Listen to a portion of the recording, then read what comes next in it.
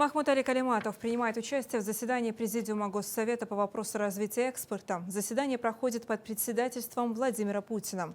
Одна из ключевых тем обсуждения – возрастающая роль регионов в развитии экспертного потенциала страны. Обсудим очень важную тему, важную для наших регионов, городов, для целых отраслей экономики. Речь о дальнейших шагах по наращиванию экспортного потенциала страны.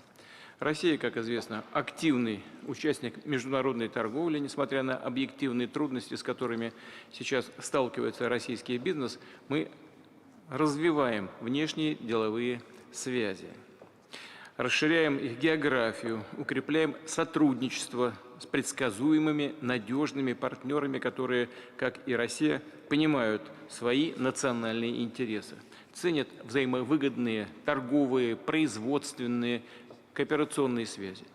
Добавлю, что мировая торговля и в целом глобальная экономика сейчас активно меняются. Мы часто об этом говорим, и все это очень хорошо знают и понимают. Выстраивается новая система отношений, где на лидирующие роли выходят государства так называемого глобального юга. Динамично растущие страны, участники перспективных интеграционных объединений, таких, например, как БРИКС. Президент отметил также рост несырьевого экспорта в 2024 году. Благодаря таким показателям Россия вошла в число ведущих экспортеров мира. Для уверенного, долгосрочного развития внешнеэкономических связей необходимо повысить эффективность финансовой и информационной поддержки экспорта, активно создавать логистическую и транспортную инфраструктуру, а также площадки для производственной кооперации. При этом принципиально важно стимулировать выход российских компаний на рынки товаров с высокой добавленной стоимостью, увеличить так называемый несырьевой, неэнергетический экспорт, в том числе поставки товаров машиностроения, продуктов питания и так далее. Отмечу, что с 2001 по 2023 годы объем несырьевого, неэнергетического экспорта России вырос более чем в 4 раза. Это хороший результат. 4 раза, не какие-то проценты, а 4 раза. С 36 до 148 миллиардов долларов. Это, конечно, далеко не предел для нас. Это еще, на самом деле, не так уж и много.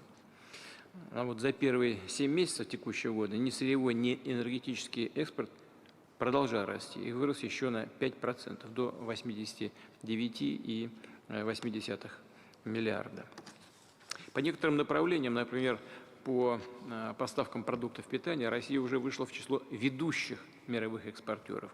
Такой результат – это, конечно, в первую очередь заслуга специалистов, трудовых коллективов предприятий, а также институтов развития, руководителей регионов и федеральных органов власти, которые оказывают им поддержку.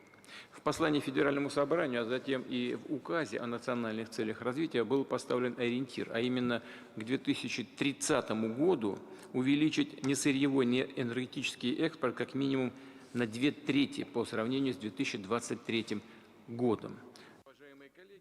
Еще одна важная тема – создание наднациональной платежной инфраструктуры. Как подчеркнул президент, такая система будет действовать бесперебойно и независимо от третьих стран.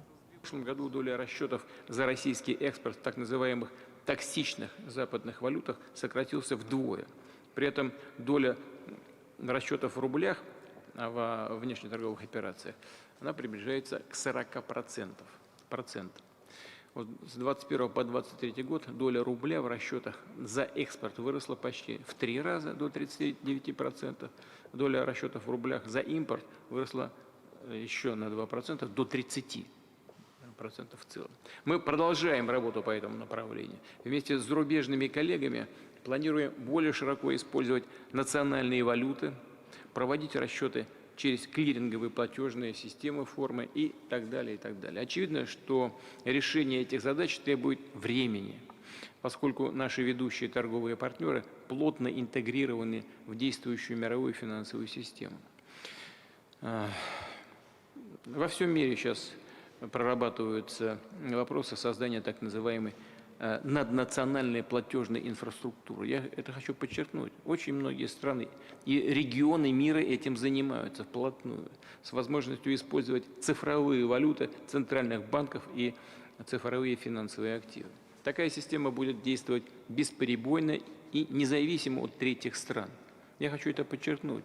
Не только мы в связи с известными событиями этим занимаемся. Это во всем мире, это общая тенденция.